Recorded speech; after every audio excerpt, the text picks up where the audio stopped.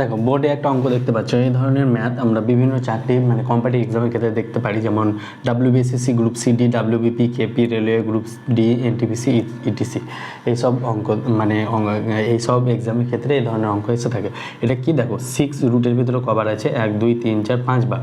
তাহলে এক্ষেত্রে একটা ফর্মুলা আছে, যখন এটা কিন্তু যদি ইনফাইনাইট বা অসংখ্য বার হতো তাহলে রুটের ভিতরে যেটা থাকতো মানে 6 যদি এখানে ইনফিনিটি পর্যন্ত থাকতো রুটের ভিতরে তাহলে কিন্তু অ্যান্সারটা 6 হয়ে যেত, কিন্তু এখানে ফাইনাইট রয়েছে তাই জন্য এক্ষেত্রে ফর্মুলাটা কী হয়ে যাবে 6 মানে এই যে সংখ্যাটা থাকবে সেটা লিখবো, তার পাওয়ার হয়ে যাবে 2 to the power n minus 1 by 2 to the power n। এটা আমাদের ফর্মুলা, যেখানে এনটা কি, এনটা হচ্ছে 6 রুট 6 কতবার আছে, কতবার আছে এটা দেখাতে হবে।